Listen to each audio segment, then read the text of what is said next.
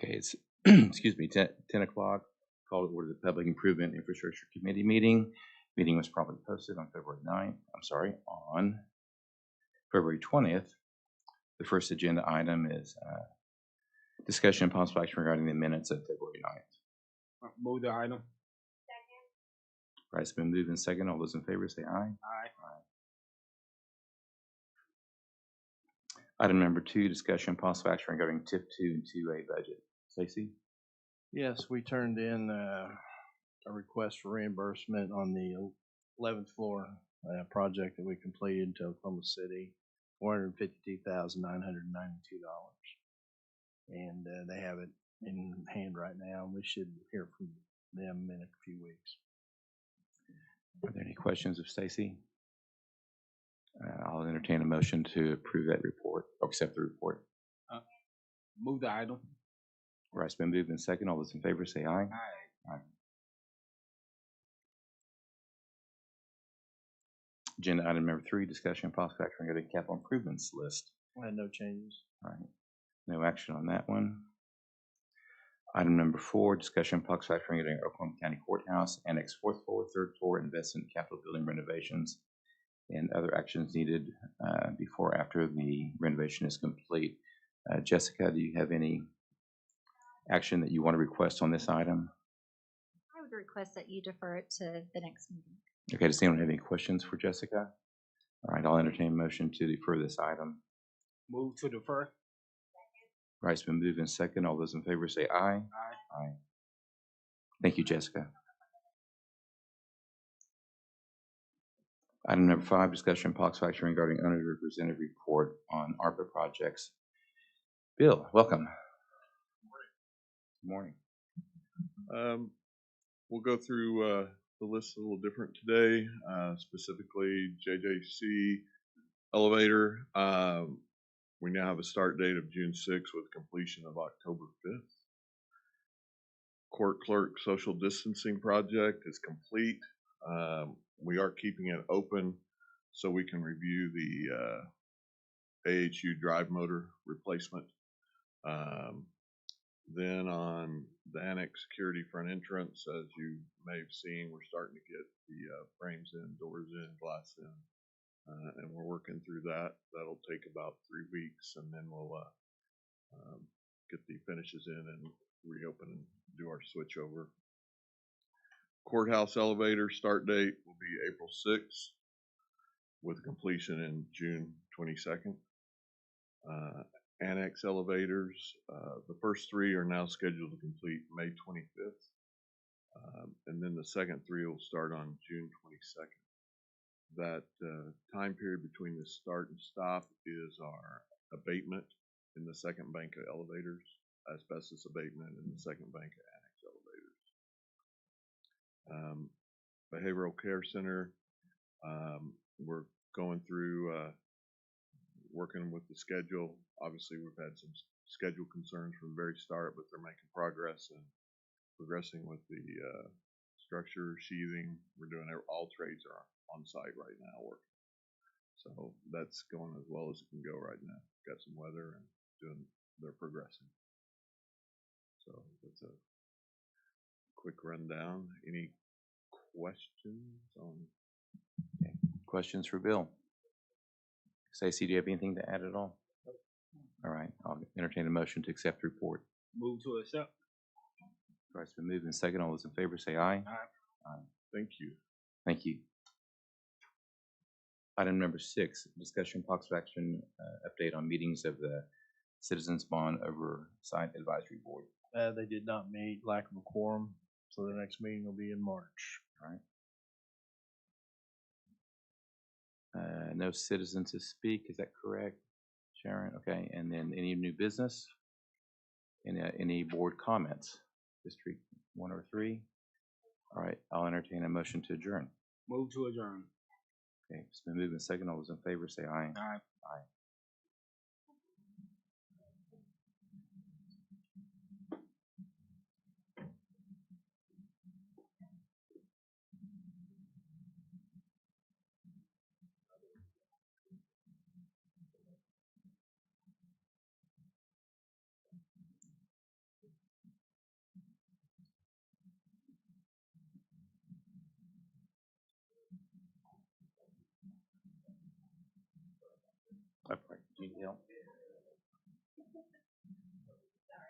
No, there's another meeting.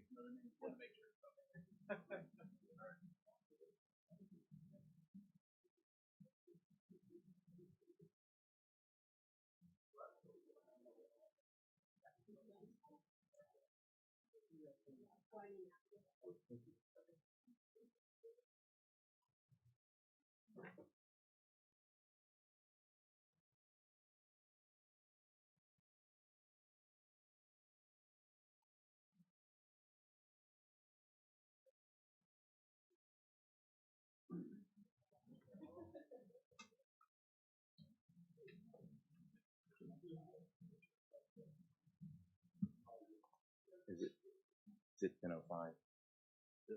Okay. All right, I'll call to order the Public Buildings Advisory Committee. The meeting was properly posted on February 20th. All three districts are present. First item is approval of the minutes. It's been moved and seconded. All those in favor say aye. Aye. Item number 2, discussion and possible action regarding Oklahoma County Courthouse, 4th floor, 3rd floor, ICB building on office and courtroom needs. Any action or after the renovation is complete? Jessica, do you have any requests or action items on this? Same thing for this item, just would like to defer to next. Defer till next time? Okay. Move to defer. All right, it's been moved and seconded to defer this item. All those in favor say aye. Aye. Aye. I do want to recognize the presiding judge who is here, and I know she came to speak on this item, but I do want to recognize her since she is here. Just did you have anything that you wanted to address us? Speaking with Ms. Clayton, we were just talking about the 4th floor and that everyone was kind of waiting on a date, a target date.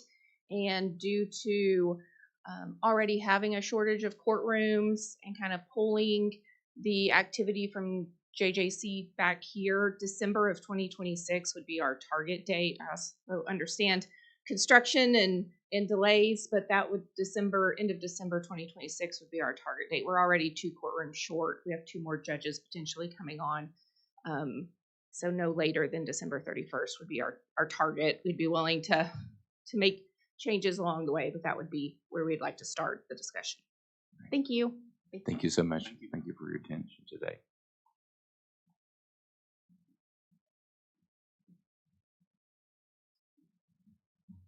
All right, agenda item number 3, discussion and possible action regarding an update from the owner's representative on PBA ARPA bill. Welcome again. Morning again.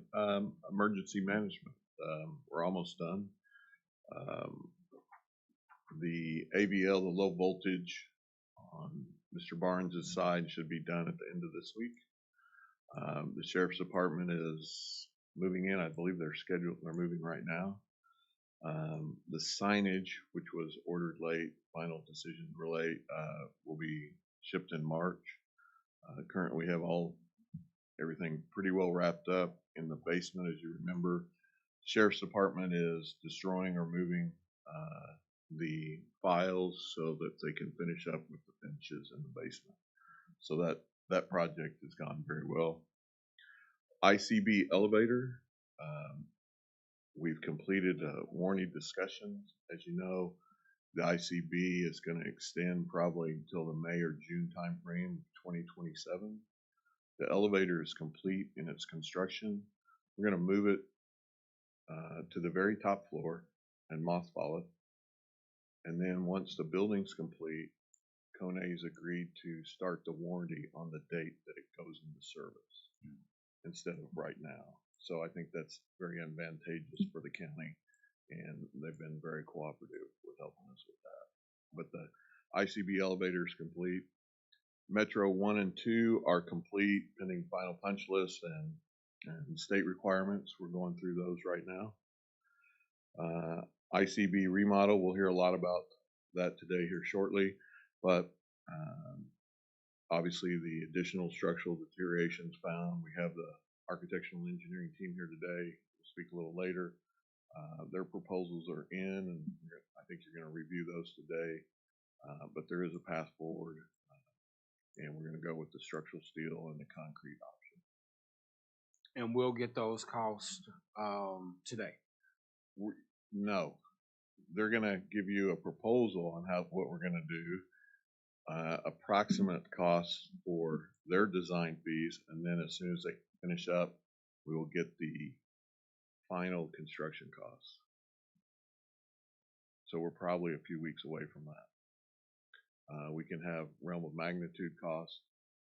We all know we'll probably be in that 1.2 to 1.4 is what we're anticipating. But again, the engineers and architects of record haven't completed their design, and before we can finalize any numbers, we need to see those. Any other questions for Bill? Stacy, do you have anything to add? Okay. No, ready to hear. Okay, okay, ready to hear the other. Okay, I'll entertain a motion to accept Bill's report. Thank you. Move the item. It's been moved and seconded. All those in favor say aye. Aye. Item number 4, discussion and possible action regarding PBA rent for Kraus. Jessica. Hello. So if we could take, I think 4 and 5 is the sheriff building and emergency management. Is that correct, Chairman? No, I don't believe. Let me see. There should be one for sheriff and then one for. Oh, you want to take them together? I'm sorry. Kind of together Yeah, because that's it's one fine. discussion. Yeah.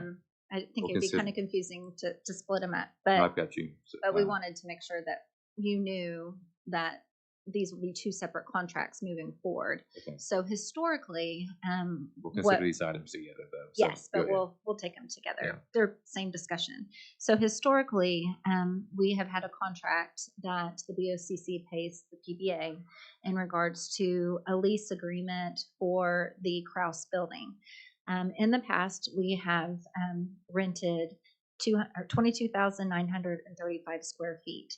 With our recent renovations to both the sheriff's A and B building as well as the emergency management C building, our square footage is now 67,942 square feet. So a considerable amount of space that's been renovated through GeoBonds as well as the use of ARPA dollars for emergency management. Do you have that broken down between emergency management and Kraus? I sure do. So for the sheriff's A and B building, their square footage is 55,198 square feet. And for emergency management, it's 12,744 square feet. Thank you. So the total of 67,942 square feet. And so the item on the agenda today is to discuss the rent moving forward. So it's an exciting week. We are moving into the Kraus building for emergency management.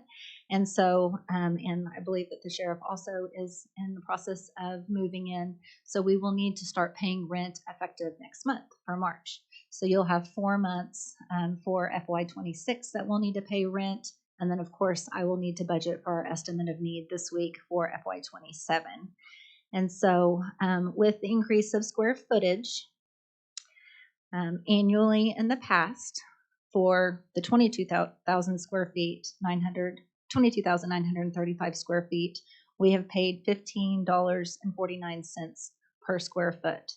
Since we're increasing, we are making a recommendation based off the information that I've provided to you before this meeting in regards to comps that we took in the area through LoopNet that ranged anywhere from Shell Industrial at $5.50 per square feet all the way up to more of a similar space at $14.50 square feet. And then also taking into consideration operational expenses, which include janitorial, utilities, lawn, insurance, and Cox Communication, all those totaled around $4 a square foot.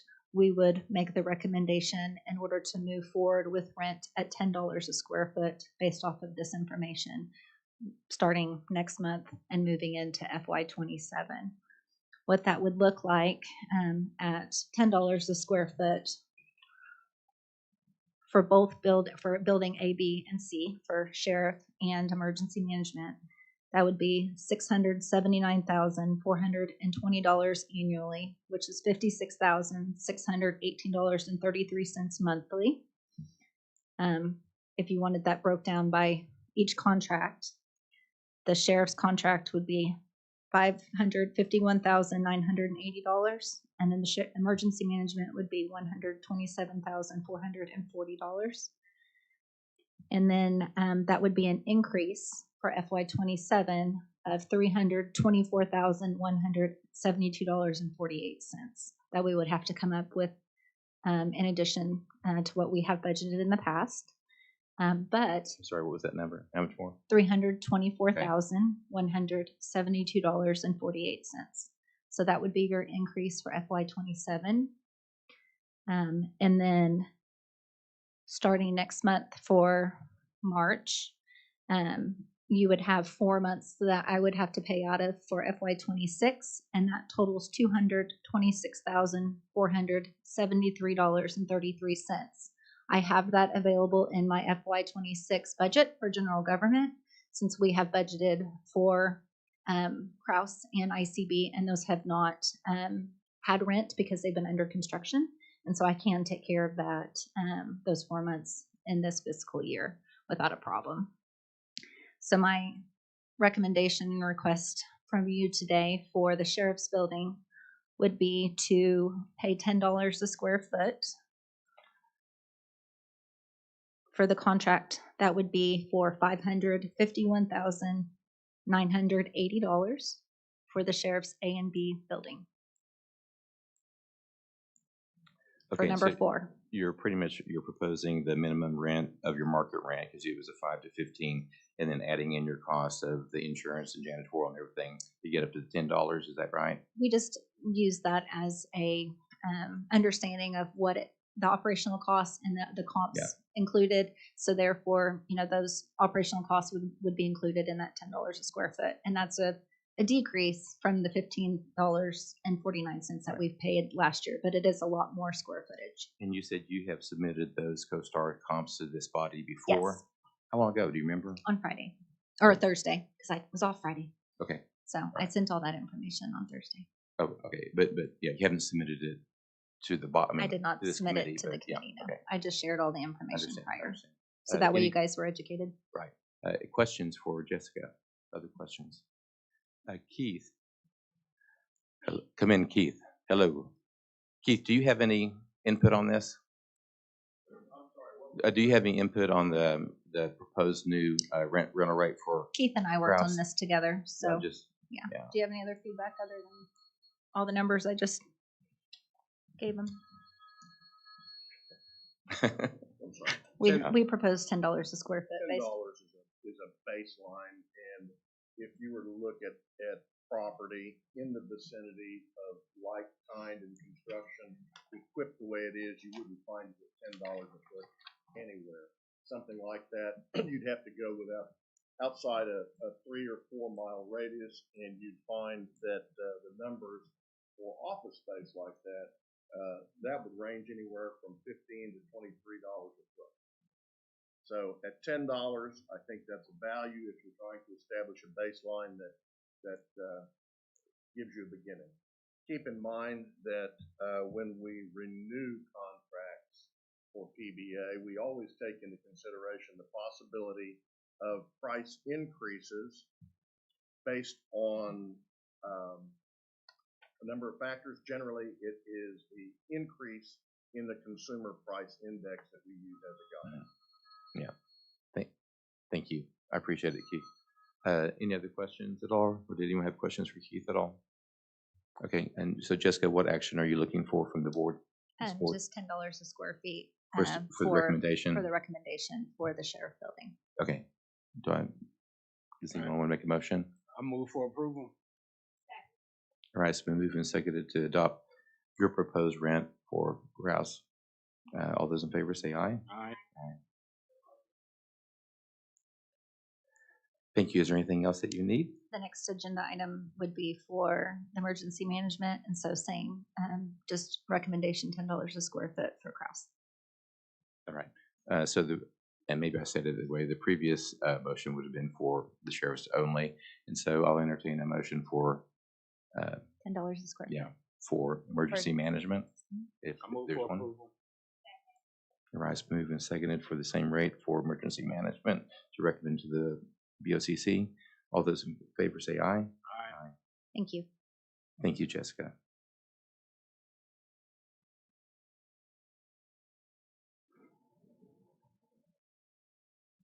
Item 6, discussion possible action to receive a presentation from Miller Architect on the ICB renovation project.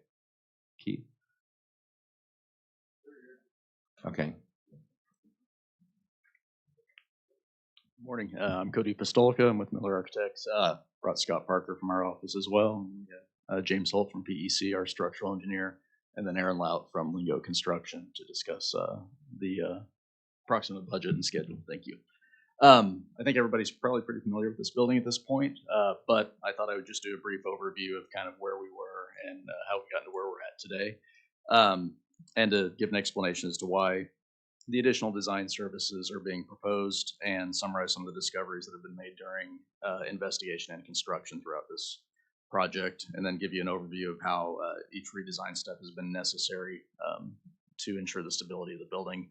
And at the end of my overview, James, like I said, is here to answer any technical questions anyone might have, and then Aaron's here for the construction side. So this is what it looked like back when we began design work in late 2023, and we were tasked with rehabilitating the building. And the original intent was to hopefully restore the brick structure. After extensive investigation, it was found that the brick was not salvageable, and so we decided that the best path forward was to design a new facade and structural elements to ensure the building can last for many decades to come. So our early findings on the building, like I said, the brick facade was damaged beyond repair. There's only a small percentage of the brick that's actually able to be salvaged, which we are reusing. But we proceeded with a new design that would respect the historic character and design a new steel structural system that will support the new facade, which references elements of the past structure, but in a modern way, as well as a lateral bracing system involving 5 structural K-braces throughout the interior of the building, which are currently in place, and then all of the additional steel that wraps the existing concrete to support the brick and new curtain wall. During this process, we did as much testing as we could with what was visible. Concrete cores were taken throughout the structure. It was found that, James, I think we're like 1,200 PSI was a typical, between 1,000 and 1,200 PSI. For perspective, you'd be looking for like 3,500 PSI in a modern building. So this is, as we knew from the beginning, a much weaker structure than what you typically run across in more modern construction, but this was built in 1905. So we took extensive field measurements. Like I said, we had testing done. But during this investigation process, much of the existing structure along the perimeter, which is where the more significant issues have been found, were hidden by brick on the exterior side and interior and layers of plaster. So until the brick started coming down in sections, we really didn't know exactly what was occurring. The first thing that happened on the north side, which you see on the far right image there, was that the slab edges themselves actually step in and out, meaning that the steel system that we had designed didn't quite accommodate, the 4 to 5 up to 6 inches of in and out, in addition to tilt in the entire building structure as it goes up. It varies. And so at that point, our engineers went back, redesigned all their structural details to provide a flexible system, which would allow field adjustments for Lingo rather than trying to rely on this very uneven structure for installation.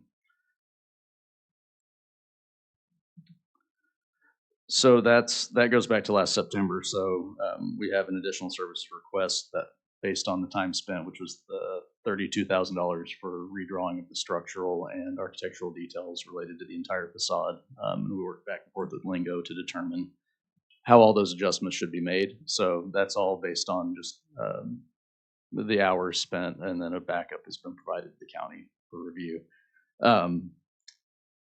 As we went further into the project and demolition continued, so the previous photos showing as the brick was stripped off, we started to find areas of what's called unconsolidated concrete. So you can see basically that rough texture, that's the aggregate. It's basically not bound together like it should be, which is a cause for major concern. None of that was visible on the inside. This, from what we have found, only occurs on the outside portion of the building that was behind the brick.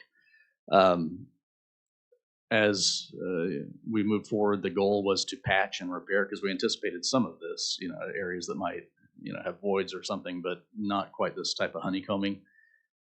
The repair contractor that was doing it started removing the loose concrete, and as they did it, they reached areas that just kept going. It didn't really stop, and at that point, that was, I think, in August, whenever we first started really seeing these things occur, and concern about the stability of the building was raised. And by October, the subcontractor had stopped their repair work out of safety concerns. By November, we re-engaged Terracon, our testing agency, for even more tests. So we scanned a number of the columns. There's a couple more of the damage photos. So you can see the rebar exposed and rusting. The top right is actually where the ICB building meets the court annex building, this one at the very top. And the bottom right of that right photo, you can see more unconsolidated concrete. That's actually inside of a coring sample on the right, showing some of the unconsolidated concrete. On the left is some of the scans we started doing in November to try to determine if there's more voids throughout the structure. Those scans did not really prove very conclusive. So we took additional cores now that the brick was off, and found that areas that were not unconsolidated were relatively strong, but there were so many areas that were unconsolidated that we couldn't even get a drill attached to the building. It would pull out. So in addition to structural stability, part of the concern is anchoring new brick and curtain wall to this. You anchor it in, it can pull right back out. And this happens at random spots throughout the building. So at this point, by December, the county asked us to pursue a dual path structural study and to explore two parallel solutions. So one solution would be, can we go back to repairing the concrete, but maybe in a different manner than just patching and repairing? So we had, I believe, we had three different subcontractors look at how would they solve this problem. We had one that was interesting. It was an epoxy injection solution, but part of the challenge with that is, one, it's kind of an untested method for this type of structure, and the quantity still is not known because, again, as you chip away loose material, the areas of damage can grow, so their cost estimates of that repair could be variable. So at the same time, our engineers designed another path, which was a supplemental exterior structure system, and that really is a substructure where we wrap the interior sides of the columns with an additional layer of concrete that's reinforced going floor to floor. That stabilizes the structure. We don't have to worry about the damaged or unconsolidated concrete, and it allows anchorage of all the new elements to the building. So it takes care of both of those issues.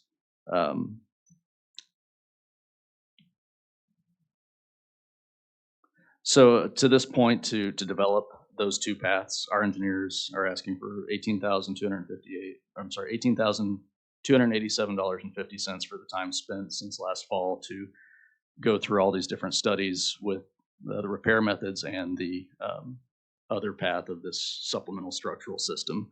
So that's based on the hours they put in to date. Did I mishear you? I thought you said there were three options that you explored. So there were three. It's a dual path. So one path is this new structural system, which is being recommended. The other path was three different repair solutions. Okay. So I'm sorry. No, that's okay. Yeah, there's within that method, there was three subcontractors that came up with their own methods of repair, so that we could. Which one was the injection? Is that correct? One of those was the epoxy injection, yeah. And that was the one that, if we picked that path, that was most promising, but it still had a lot of uncertainty. Okay, thank you. Yeah, sorry for, yeah. So that's for work to date over the last several months from our engineers, just to develop these two different paths to get to where we're at today. The next part would be, now that we have settled with the county on, okay, the best path forward for long-term stability and certainty is to build this supplemental structure around the columns. I think there's like 80-something columns if you count each floor that have to have this jacket put on them, basically, and then additional steel designed. And if James comes up, if you'd like to see it, he can show you some of the details they've started working on, but it touches pretty much every detail on the entire facade of the building, both architectural and structural. So for that part, we've proposed a redesign fee of $97,500, and that's redesign of the exterior structural system and all architectural detailing. And then the final part of our request is, because of this pause and delay and additional work that has to be done, is a 6-month extension of our construction administration services.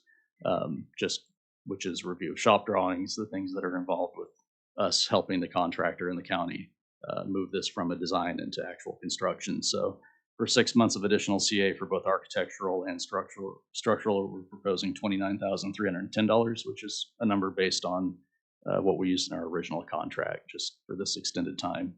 It'd be similar to general conditions for a contractor where the schedule gets drug out, so we're still attending meetings, reviewing shop drawings, assisting with issues as they arise. That's an additional 6 months roughly to dry in. Our miller's contract is not on the interior, so we thought, obviously we would stop it once dry in is complete, and we do an exterior punch list. But if the county wanted us to stay on for CA for another 10 months while the interior is finished out, that would be architectural only. That would be an additional $19,250 just as an optional if there's a need for us to be involved. But basically just wanted to give you guys an overview as to why these conditions were hidden and unknown. A lot of due diligence was done, but a building that's over 120 years old has a lot of secrets that we found along the way. And I think that, at the end of the day, this is going to be the best solution to ensure the longevity of the building. That's an elevation right there. All those marks show all the different conditions just on one facade that we're looking at reworking. So those little triangular marks with the circles, that's kind of what we're dealing with. So it touches the majority of our drawing set that's already been produced. And if you guys have any technical questions or anything, like I said, I've got some images from structural that they've developed so far. So if anyone would like to ask me questions or our engineer, if not, Aaron from Lingo can come up and talk about the construction impacts. John, okay. Your wrapping is all the exterior columns, the concrete wrapping. On 3 sides, the property Right. lines on the outside, so we're having to kind of work around the Right. backside.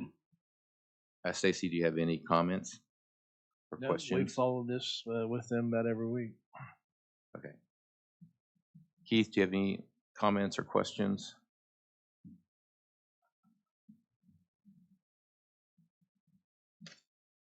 I like the approach, and I thank you for your additional work. And echo what Stacy said. Will this exoskeleton change the look in any way of the facade of the exterior? So the facade design itself will look the same. There is going to be at the window headers, we'll probably see a few things through the glass a little bit differently. So I'll go back to the rendering at the beginning. It's a good question. So the new glass is double height, meaning it spans past the floor plates. So at levels 2 and 4.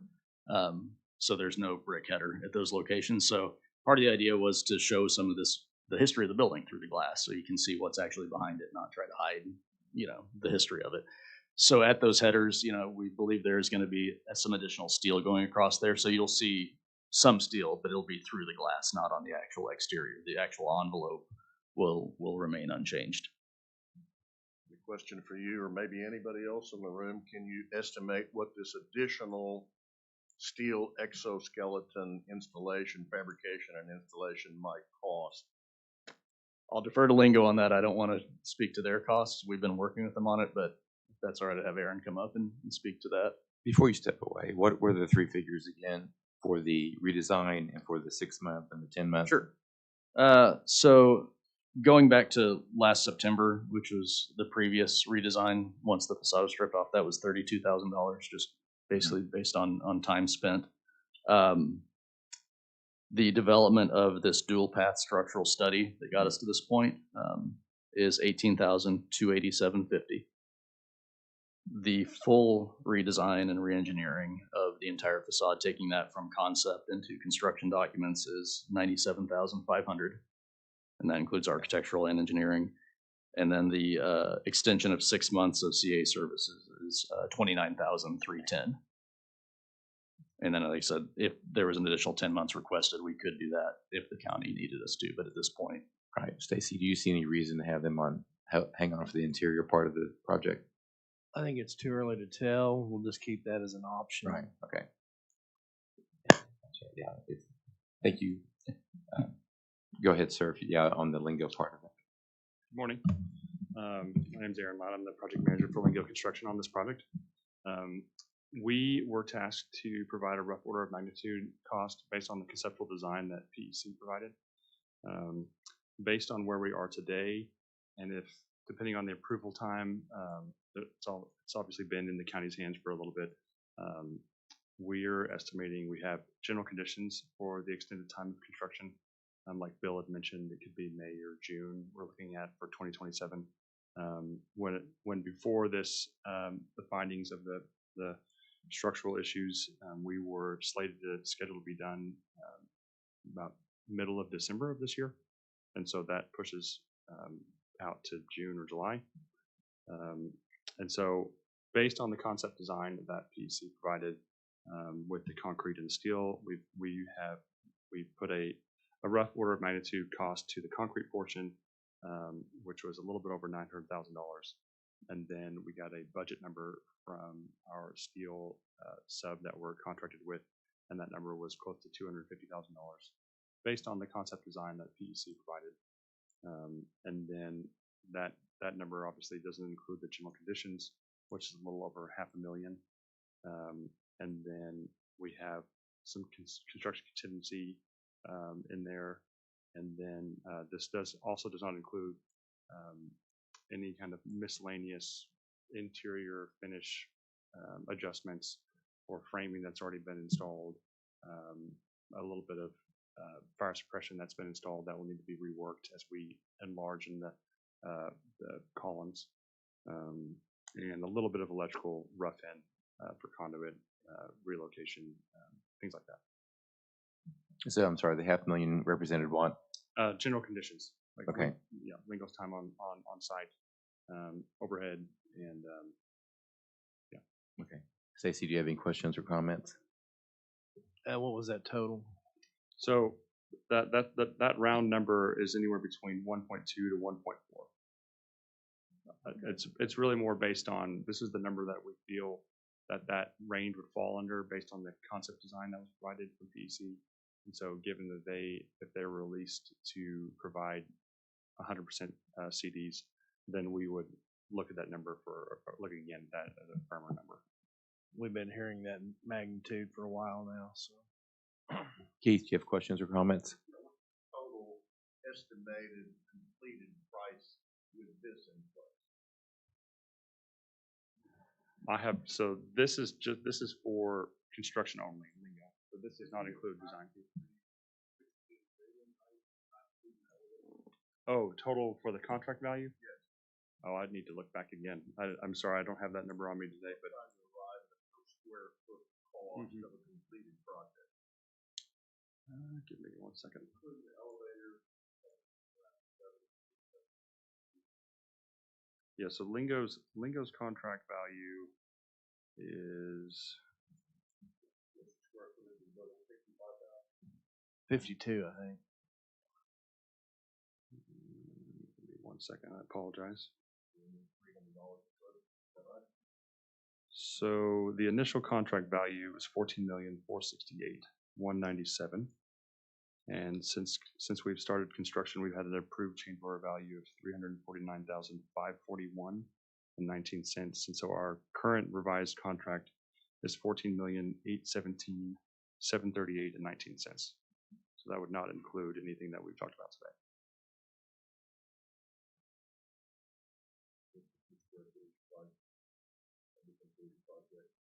Yeah, that does come to about 300, doesn't it? Yeah, square foot. Any other questions or comments? Okay. Any questions or comments from the board? No. John, do you have any other questions or anything? Keith, what is any action? What were you seeking any action from us today? Yes, a recommendation to move forward with a proposal to include the additional construction management that's been estimated. I want to make certain that those interior connections and finishes make properly with the exoskeleton, and I think that'd be valuable. Yeah, based upon what Miller has proposed today, right? Yeah. Okay. I'll accept a motion to move forward with Miller's recommendations if anyone wants to make that proposal. So, right. Motion to move forward with Miller's recommendation. And second. All right. It's been moved and seconded to recommend Miller's proposal to the BOCC. All those in favor say aye. Aye. Aye.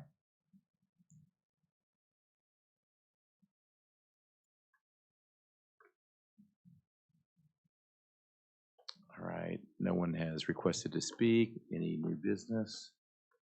Seeing none, any board comments? Okay, I will entertain a motion to adjourn. So moved. So moved and seconded to adjourn. All those in favor say aye. Aye.